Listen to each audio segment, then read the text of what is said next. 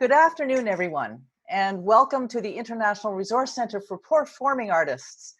Today's conversation with Alexander Neef is a highlight and a happy occasion in the middle of our somewhat surreal new existence in light of the COVID-19 pandemic.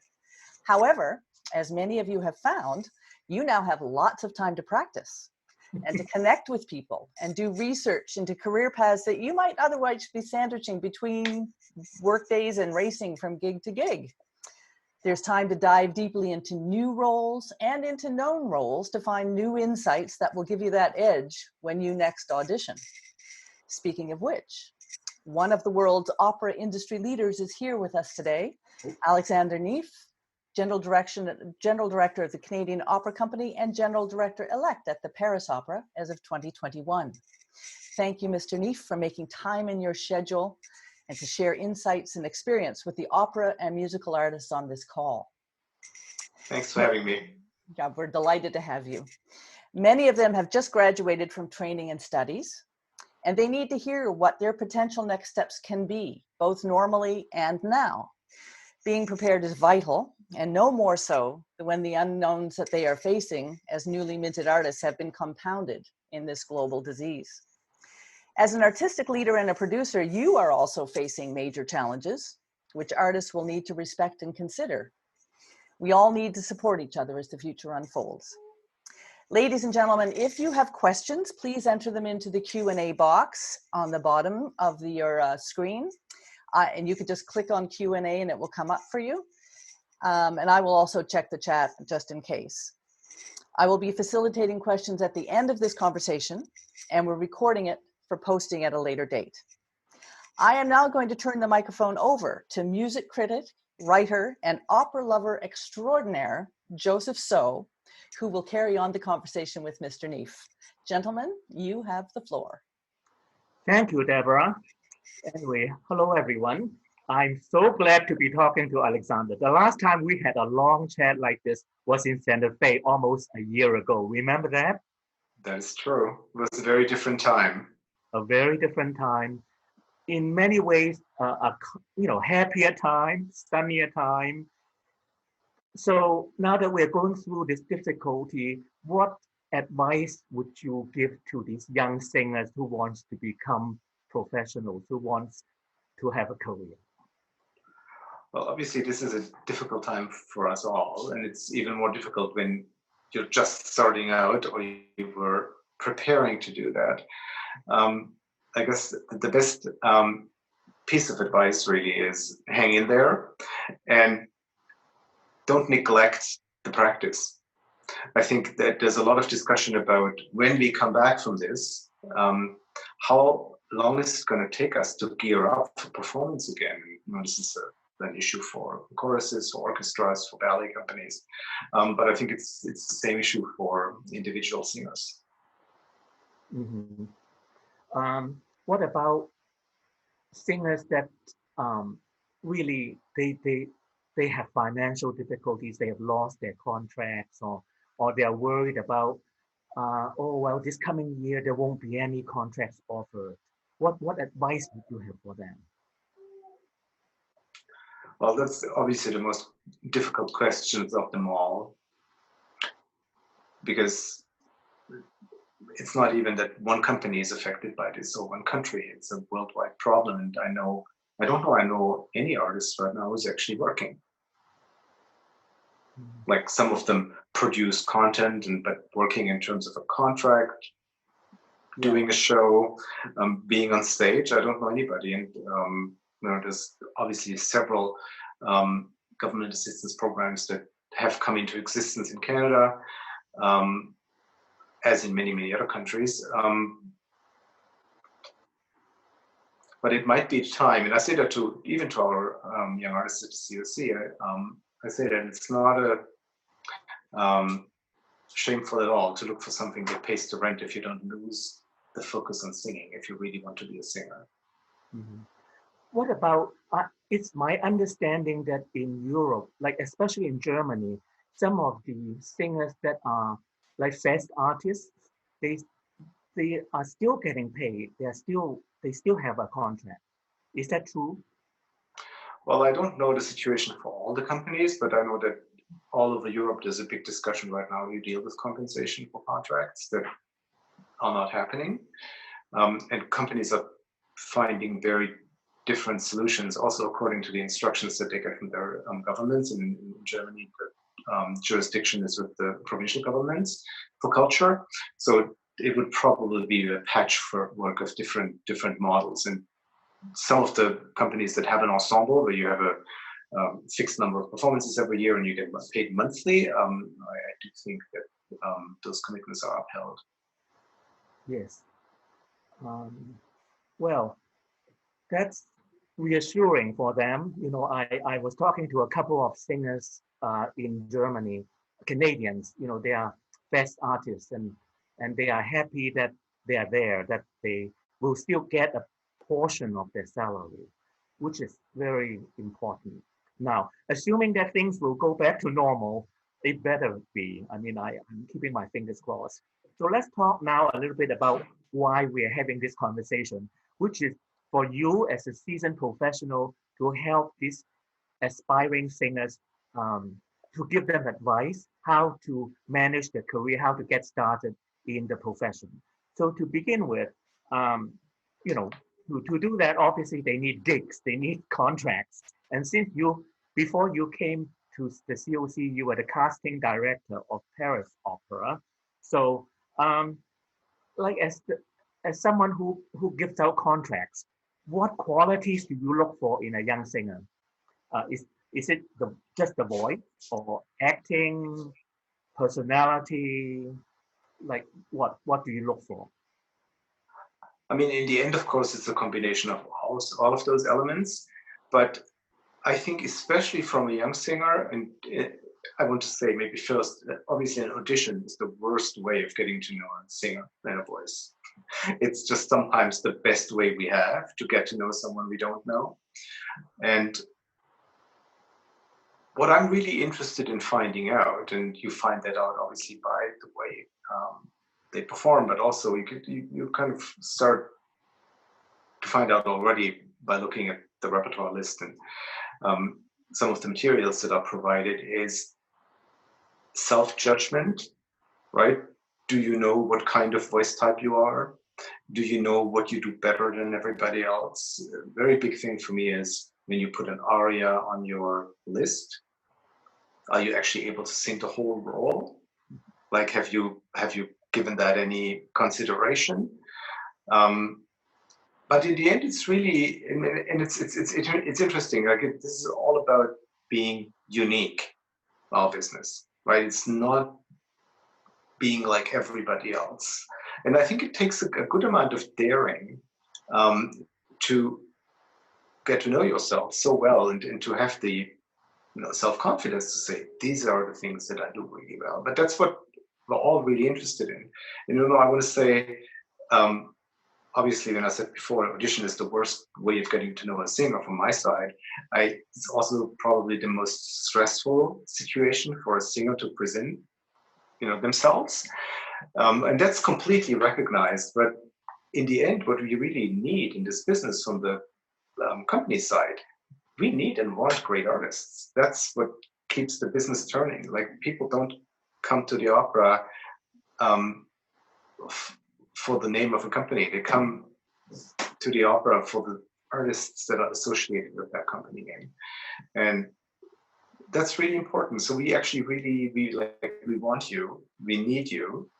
And there's a great interest in getting to know someone that we don't know. Mm-hmm. But do you look for the voice first, or the way a singer looks, or a personality? No, I mean, in the end, see, everything happens with the voice, right? I also, I personally, I am very much opposed to acting in auditions.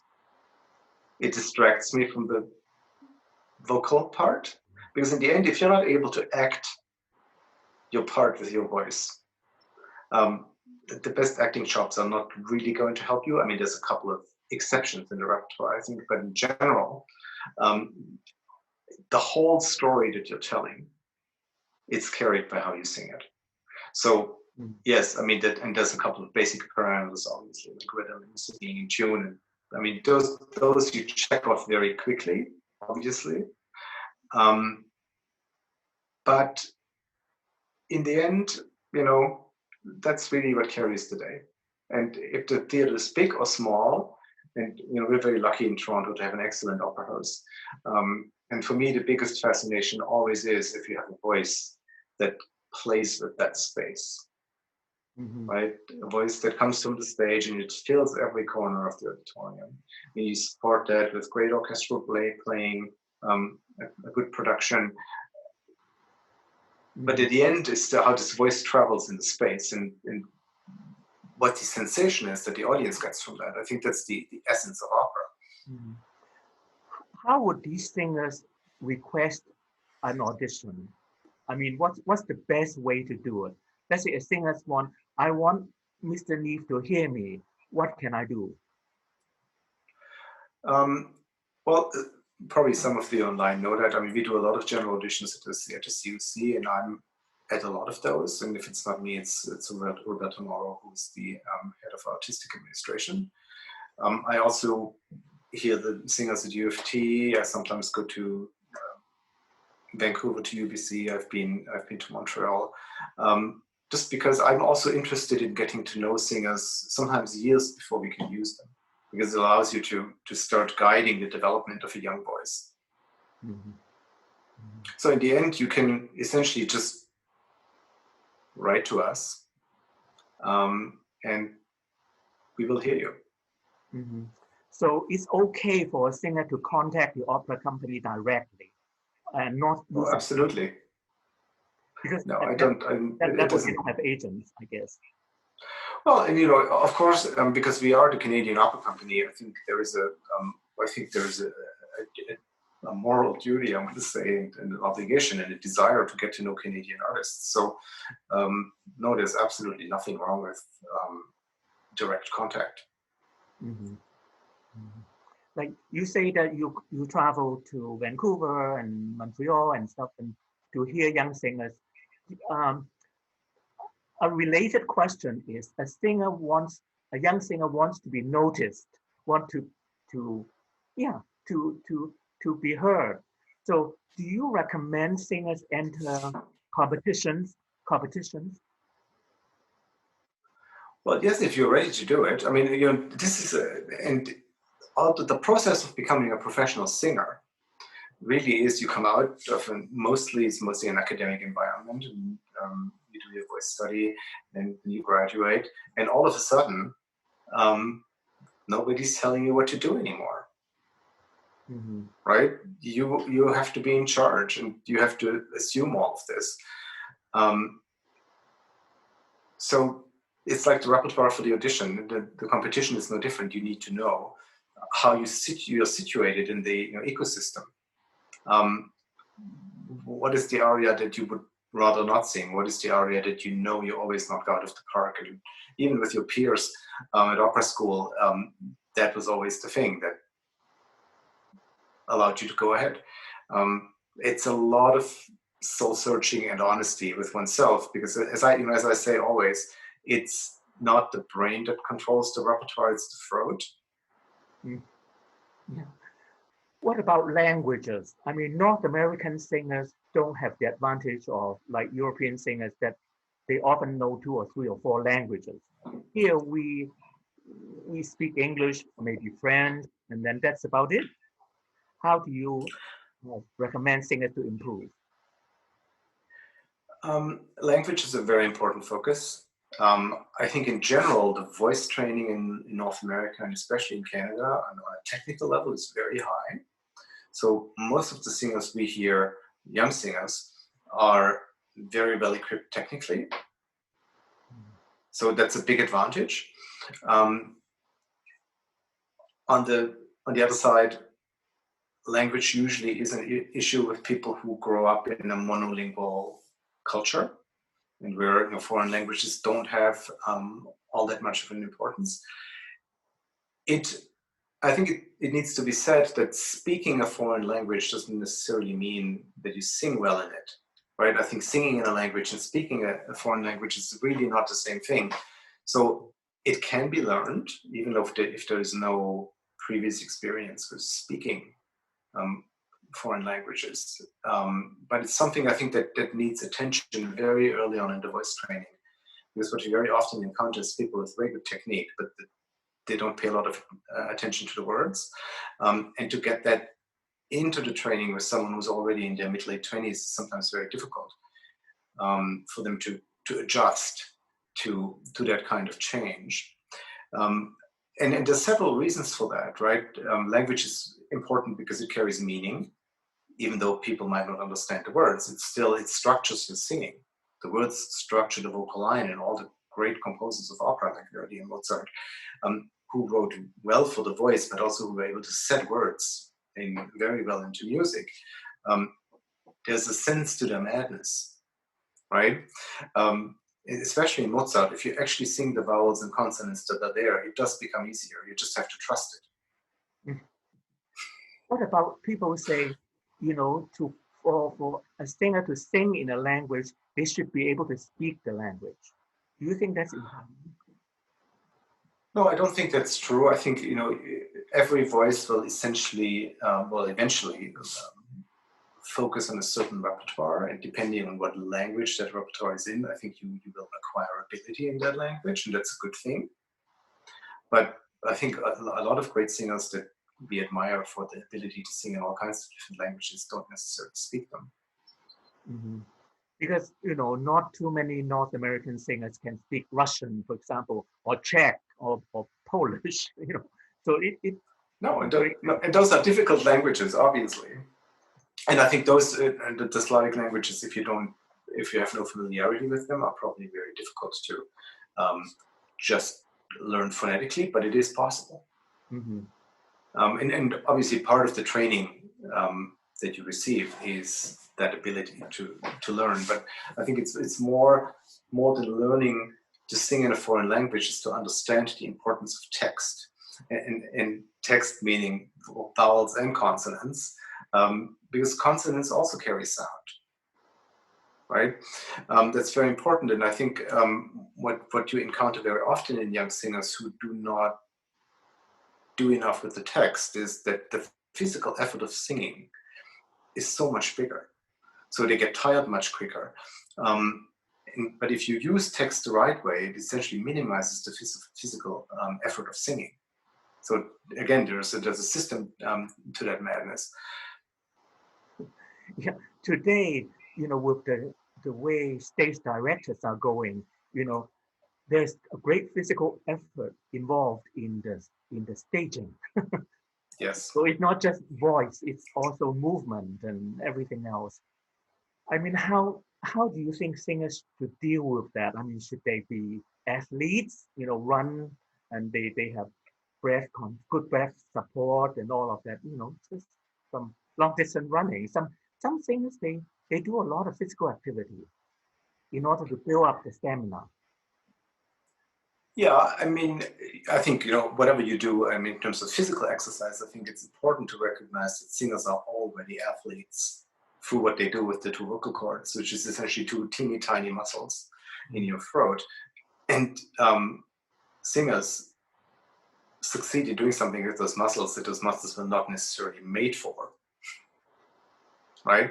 So, and then I think physical, fitness and well-being, it's something we understand much more about this than we maybe understood 20, 30 years ago. And it's not a question of physical size, but it's a question of understanding your body, because if you don't, you will not be able to sing. Yeah. Right, and then have the physical requirements to perform. I mean, there's roles that ask for a lot of physicality and others who don't. But it's true what you said, and I've been thinking about this a lot, because I think acting in opera is a rather recent phenomenon in the history of the art form, like real acting. And I think probably 150 years ago, it was not really an expectation of the audience that singers would act a lot. Yeah. Or even before that, except for comic opera. but you know, I think it's become a requirement. It's something that the audience expects, but it's also something that lends more depth to our performances. So I think that's a good development. I mean, there's this anecdote, and I don't know if it's true, but if it's not true, it's you know, it's still a good one. So when Rudolf Ding took over the Met in the 50s, and his opening show was a new production of Don Carlo with Tebaldi, Björling, and like all like big names, and they were all asked to come 2 weeks before the opening. And nobody really knew what that was supposed to be there for. And they were all like, what, 2 weeks before the opening? What are we going to do? Right? And they were like, but that was a time when a lot of singers still traveled with their own costumes. Ah, yes. Right? And they would just do what they do. Yeah. All they did in those days they were park and bark. yeah. I mean, you know, and this, you know, I think then there's roles in the repertoire that really gain with an acting performance, and then there's others where it might be making it much more difficult to perform. Right? You can't sing Tristan standing on your hands. Yes. Well, or, you know, I mean, a recent COC example would be, you know, our production of The Marriage of Figaro, where the Count in his aria has to carry this actor. And I have to say, unless they lie to me, I've spoken to a couple of people who've sung that role in that production, and they all find it a thrilling challenge. Russell Brown was fantastic. Yeah, I remember that. I couldn't believe that he had that man on his shoulder. Yeah. It just boggles my mind, and I saw a production of Tristan where in Act 2 the two singers had to sing kind of upside down. They're on a slant, and their heads are facing the audience. So they were actually like that, and you know, a lot of singers couldn't do that. I mean, in the past because of the breathing. Yeah. Anyway, now I was going to ask you. Of course, in Canada, in the US, we have opera houses and so on. But in terms of density of operatic activity, it's much less here than compared to Europe. Do you advise our singers to go to Europe? I think it's a very good experience, but not at any cost. I want to say it's a question of judgment, and it's a question of what you want for your career. I think it's important to know that you're ready for what you want to do, wherever you want to do it. And this is a lot about decisions that people make for their own future, and nobody can really make them for you in many, many ways. I mean, it's true that, I mean, in Europe and especially in Germany, the density of opera companies that need artists is much, much higher than anywhere in North America. So there's potentially more work, but you also have the European competition, right? And what I said before is if you're technically very well equipped and you really know what your perfect repertoire is, and then you kind of need to look where in that food chain is your place, right? And there's a lot of different ways to go. I mean, and we discuss this a lot with the members of the COC ensemble, is do you want to go early and sing a lot of small roles and make your way up and build your career from there, or will you wait until you can go over for more important parts? And these are not really, sometimes those decisions make themselves in a way, but the opportunities that you get offered early on. But not everybody has the same career trajectory. You know, my ideal of a career is 40 plus years of good singing. But if, you know, there's a lot of very exciting people in opera that had more like a 5-year career. And they thrilled their audiences for these 5 years, and they had a great time. So they did a lot of things that were not anywhere in the book. But they have become like part of the, you know, immortal pantheon of opera. So I always say it's your choice. If you want to kind of go for bust, and in 5 years you're not going to do this anymore, it's not for me to judge you. Yeah. So basically, you are saying that in Europe, a lot of singers that go to Europe, they get thrown into a lot of roles. They sing a lot, and then they get burned out. Well, it can happen, but again, you can always say no. Sometimes Can it's you hard say to do no? that Can under you say no? pressure. Yeah, I mean, you could call. I mean, it depends on what the relationship is with the house, right? It's also sometimes the relationship with your manager or your teacher or your coach, right? The throat doesn't lie. Like if you sing and you're very tired each time you sing a certain role, it might not be the right one, or it might be too early, or you might have to figure out a different way of singing. Mm-hmm. And I think you really, as a singer, singers need to listen to those signs.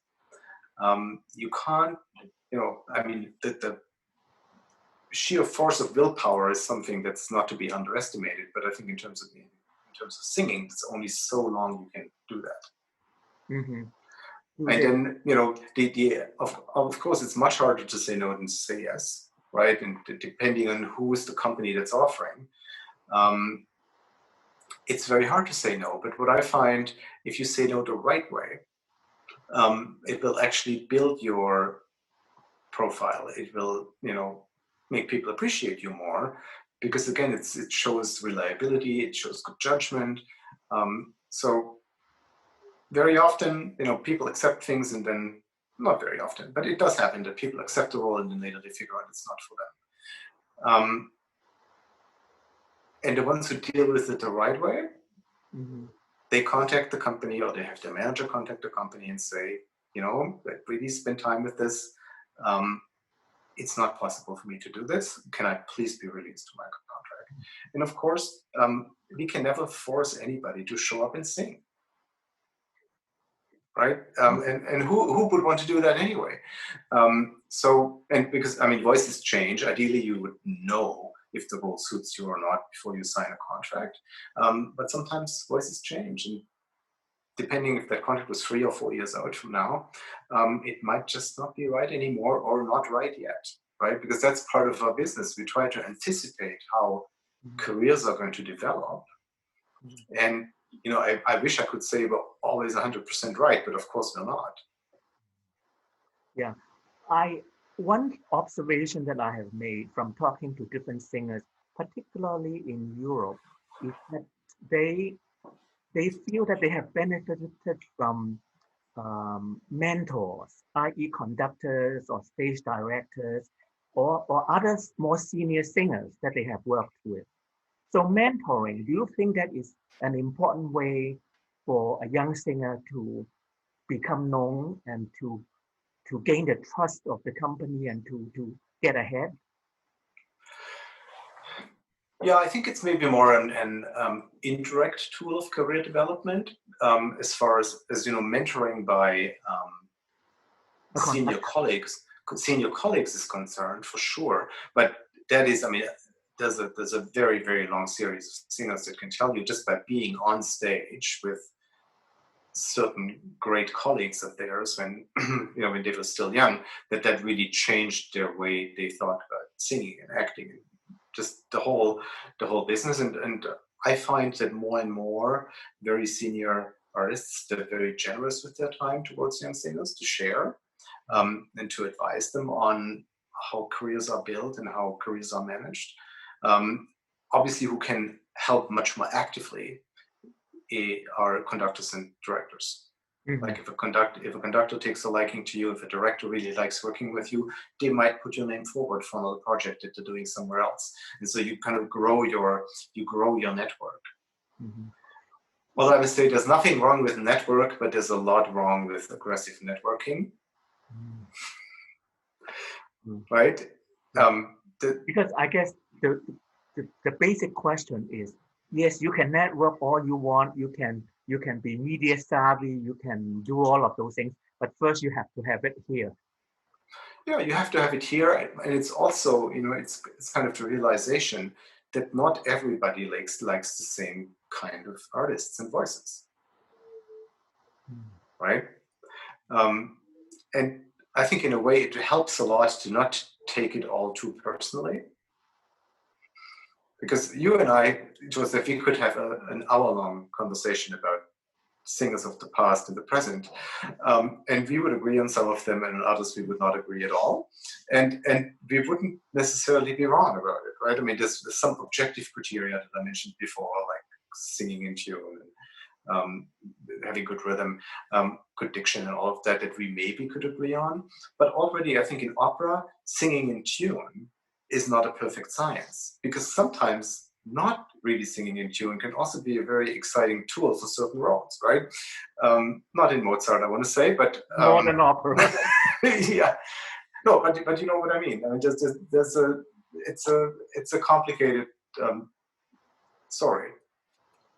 It sure is. So I guess my other question is, do opera houses in Europe and in Asia, do they operate differently from the opera houses in North America? For example, let's say if you are used to the North American opera culture and you go to Europe, are you going to suffer from culture shock? I'm not so sure anymore. I would maybe have said 10 years that the differences were bigger than they are today. I think what you'll certainly find in Europe that it's more anchored in the communities because the presence of the companies. Mm-hmm. If there's more offer, obviously it's much easier to have a better presence in your city, in your community. That's certainly helpful. So it comes with a different kind of appreciation, I think, of what it means to be an artist and what an artist contributes to society. Mm-hmm. Yeah. Well, it's what an artist contributes to society is a very interesting comment at this time, when everything is closed down. I have this awful feeling that what's happening now is going to diminish the role of the arts, unfortunately. What do you think? Well, I hope you're wrong. I hope you're wrong. And I think there's some signs that give me hope that that you are, and it gives me no pleasure to say that. But what's really been extraordinary since the beginning, the middle of March, is the outpouring of support for the arts that we've seen not only in Canada but almost everywhere, with audiences and members of the public and artists and producers, governments. Really taking a stance to say this is important for the fabric of our society and we need this to come back. And I think there's a marked difference to how people react to this crisis than how they reacted to the financial crisis in 2008-9, especially with regards to the arts. So it gives me hope that there is a bigger recognition there of why we need to be part of the fabric, and why we need to come back, and why having live streams or recorded content on websites and on social media everywhere right now, why that is a wonderful way of staying in touch and maybe even introducing new people to our art, but that it's not the real thing, and that the real thing happens live in the theater. Yes. And that is also something that only we can do. I think it's very important, obviously, to be tech savvy and have this presence, but I think it's crucially important for people to understand that what we really do, you can only experience when you come to the theater. I agree with you 100%. I really missed it tremendously. I find myself watching very little of these streamings, almost none.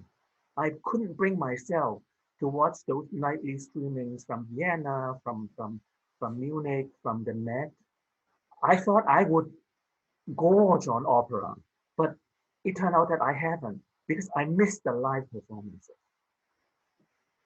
It's kind of the same for me. I'm actually not listening to a lot of opera at home because I have so much of it live, and I have the privilege to have it live, not only at the COC but in so many other places. And so I mean, it's different for study purposes, and but for pleasure, it would not be my choice of listening music at home. I would rather leave the house and go to a show or a concert or a recital.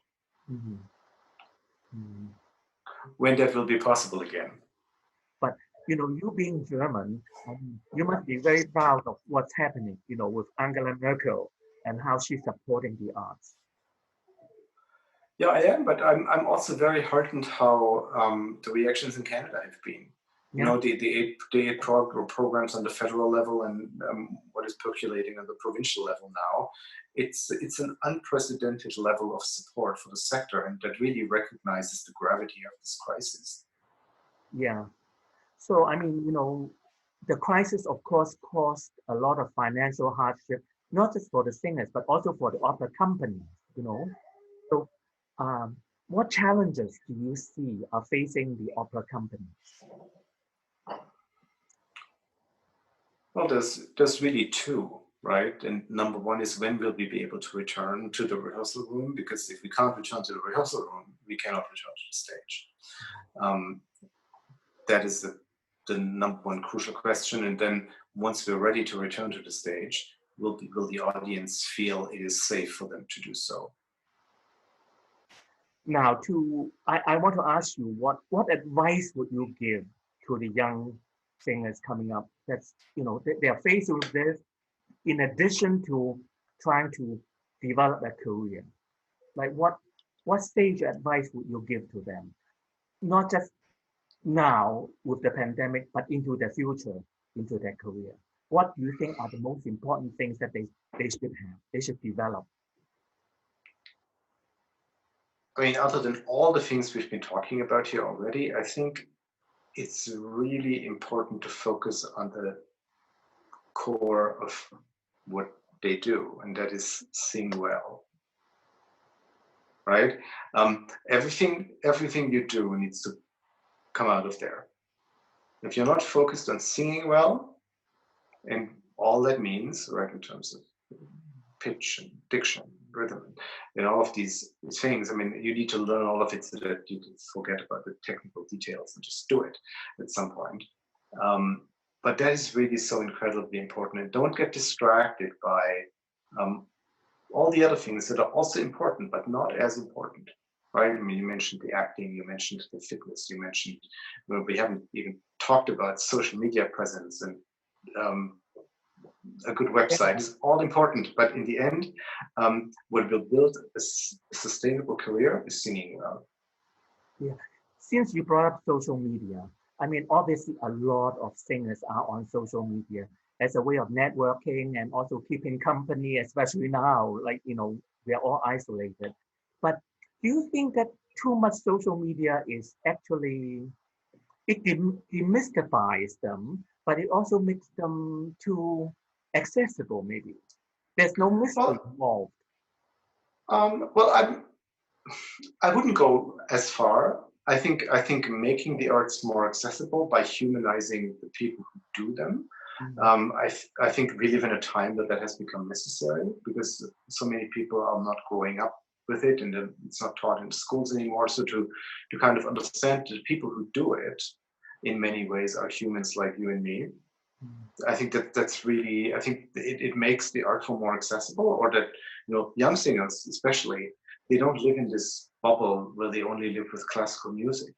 They're part of what's going on around them, and they just happen to love opera, and that's what they want to do for a living. But it doesn't mean they're not interested in anything else. I think to be rooted in your contemporary culture for every artist, independently from what the artistic discipline is really important.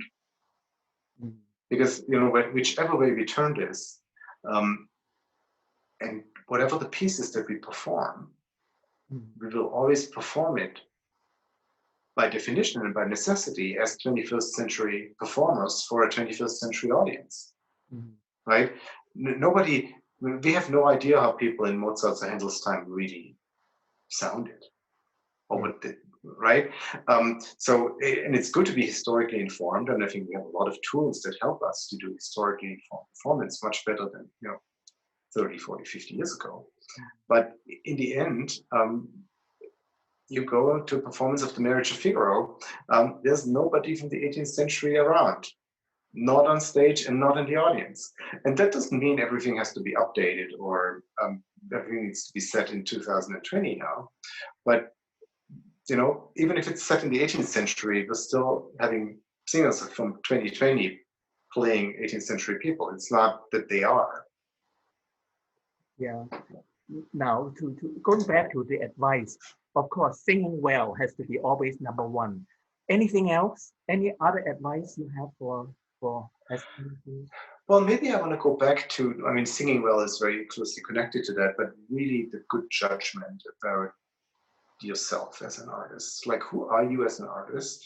You know, and everybody has models that one tries to follow. But I think if you want to be a successful artist, in the end, you need to overcome your models and become yourself.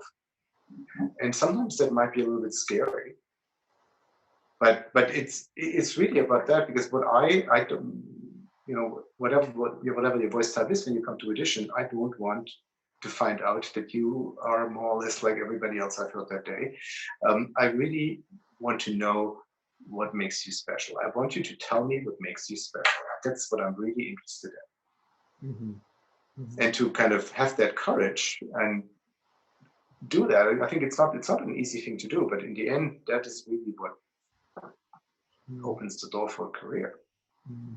What about personal life, mental health, for example? I've heard singers that says, you know, if I am not, you know, in a good frame of mind, I sing terrible. I you know, the mind and body are so connected.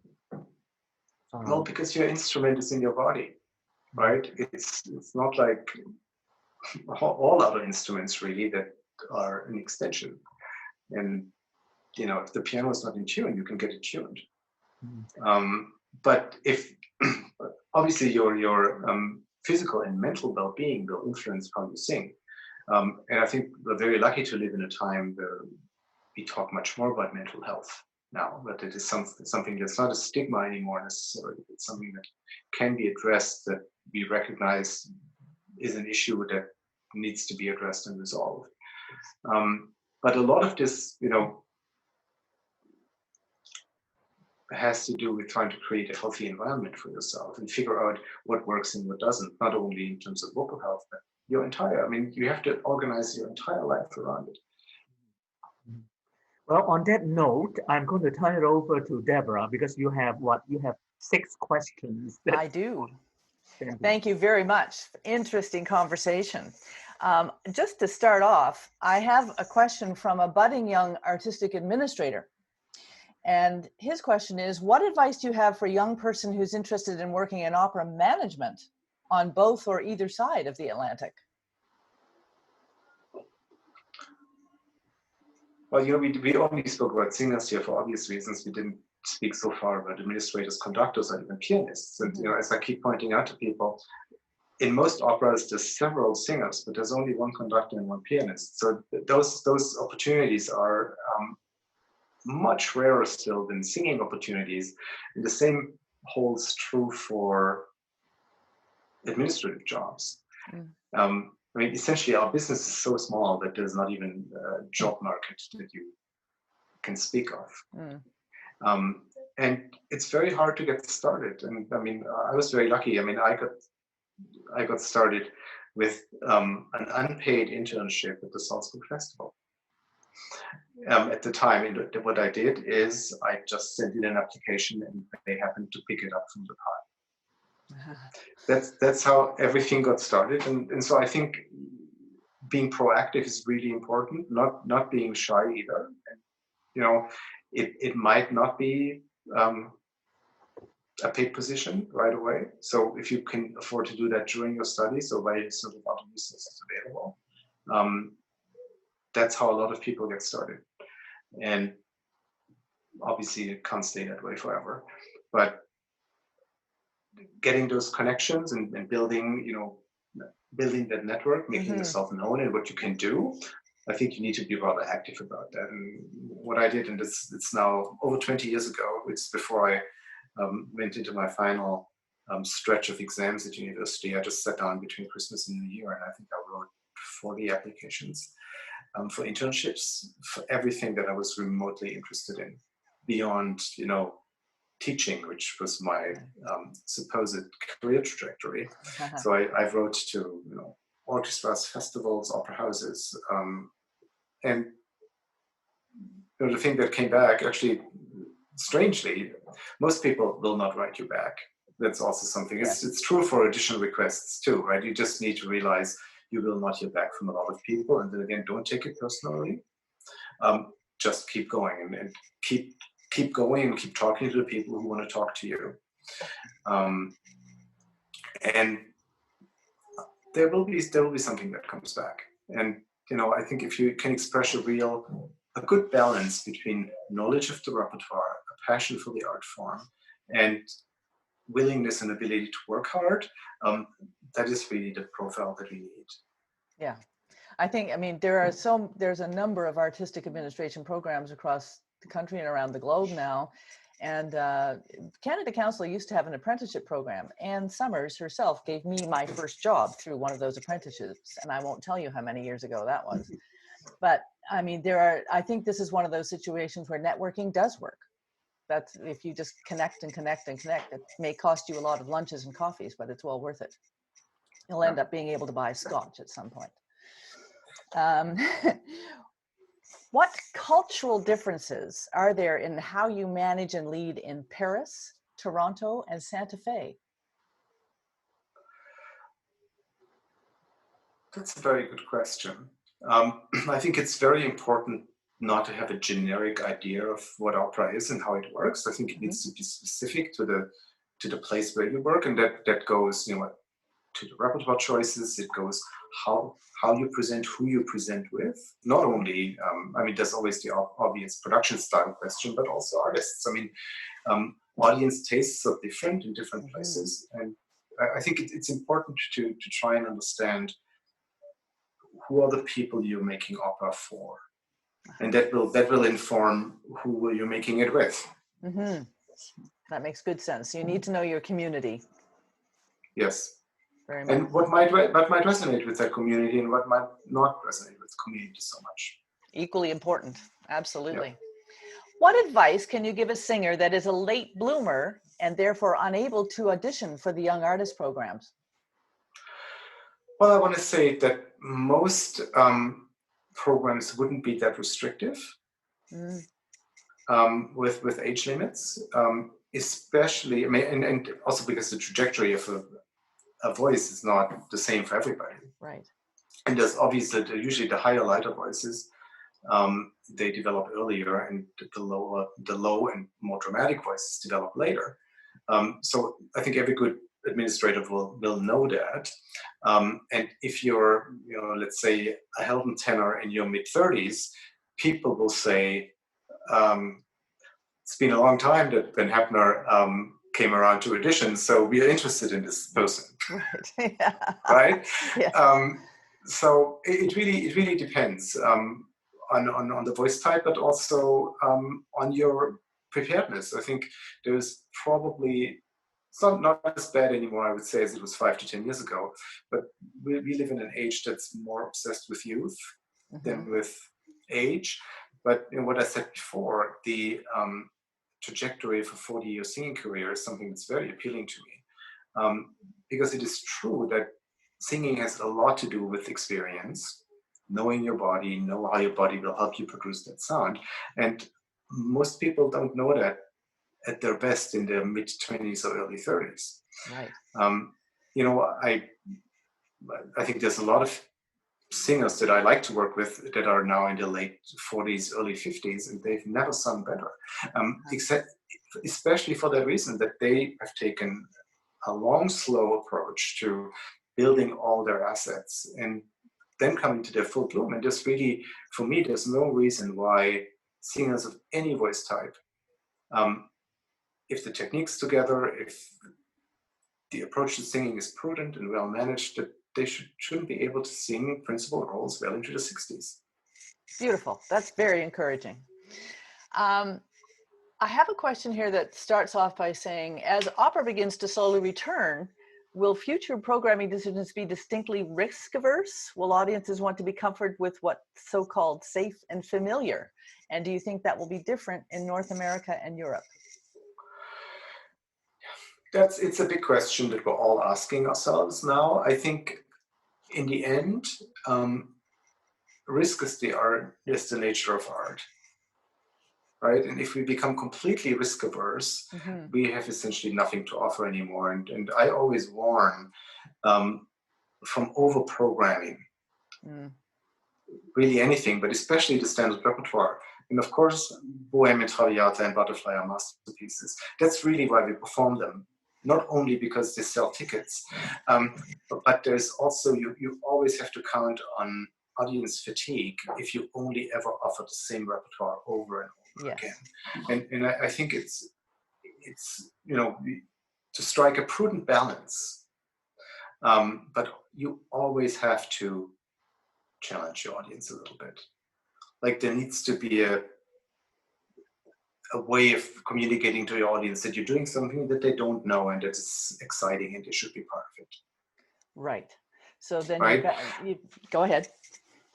And I would hope that our audiences understand that obviously we all go to art to get confirmation of what we already know and feel. But the really great experience happens when we allow ourselves to abandon that a little and discover that there's more to it than we actually thought. And that's true for a very famous piece and for an unknown piece the same way. So I think it's important to keep that in mind. Yeah, very good. There's a couple of questions that follow that on with a bit to say, when you come back, will there be shakedown into casting? Will you be more open to trying new singers perhaps in a place where you might not, or will you be sticking with the known? I mean, it's a question of balance. I think it's never good to always work with the same people over and over and over again. You would always want to be so curious as to discover new talent. I think it also depends on what you cast. Right? Yes. There's not so many people who can really sing Aida these days. There's not so many people who can sing any of the big Wagners. I think if you do a Handel or a Mozart opera, you know that you will be able to discover talent. And I think good casting would kind of account for that. Whereas you would try to cast your Aida 3 to 4 years ahead, you would wait with your Figaro 2 years maybe. Right. Because you also want to, I mean, it's not so much a problem at the COC. I find it's a bigger problem with some of the very large companies that depend on big names and stars that get booked out very far ahead, and then someone new emerges, and those big companies has nothing to give them. Right. And being nimble is very important. Yeah. Yeah. So, and I think what this crisis is going to do, and it already happened during the 2009 financial crisis, that these extremely long planning cycles were shortened by a year or two. Yeah. And I think that's probably a tendency that's going to continue, because we will be a little bit reluctant making a lot of commitments 4 years out. Right. And there's a great opportunity in that for young talent. Absolutely. Yeah. Excellent. Finally, do you have any advice for the indie companies out there and how they can help their artists? Yeah, I'm so incredibly proud how the indie opera companies have developed in Toronto over the last 10 years, and what a rich landscape it has become. Very much, yeah. And between the COC, Opera Atelier, and the whole indie opera scene, Toronto is so lucky to have such a rich opera environment. And talking about nimble, they are all much more nimble and flexible than we are, and I've really been following with great interest how they have all reacted to that crisis, how they announce their future projects without an audience, keeping a presence, trying to give contracts to artists, and having them do projects. I mean, that's what we all want to come back to, right? Absolutely. All right. Well, thank you very much, Alexander and Joseph. You've been very generous in your sharing of information for the International Resource Center for Performing Artists this afternoon. It's giving us great support and direction. And as I said earlier, we all need to support each other in this fluid future we're facing. To that end, I will say that many arts organizations are making significant contributions to our cultural life, and they need all of our support these days, from large companies like the Canadian Opera Company to the small ones like the IRCPA. Encourage those around you, and everybody that's listening, to make whatever small donations they can to the arts. No one can dispute the value of music, as you can see in the explosion of online offerings in these past 8 weeks. So 2 key URLs, as you're thinking about those things, are coc.ca and ircpa.net. I will also direct you to ircpa.net for news about the rescheduled encounter in concert, now tentatively scheduled for October 23 and November 6th, respectively. Thank you again, Alexander Neef and Joseph So, for an excellent and informative conversation. We wish you all the best. I don't know if you know the English novelist Terry Pratchett, but he was quite prolific, and one of his books is called Masquerade. It's a complete spoof on opera and music theater. And at one point, the befuddled director says, "It seems you pour money in and opera comes out." And in these days, that may not always be so. But if we set up Parsifal and the COC as a metaphor for opera around the world, know that we are all going to be praying for Parsifal. Yes, absolutely. Thank you again. Opera. Yes, absolutely. From the IRCPA to you all, thank you very much. Stay healthy and safe. Thank you. Bye-bye for now. Thank you. It's been a pleasure. Bye-bye. Bye-bye.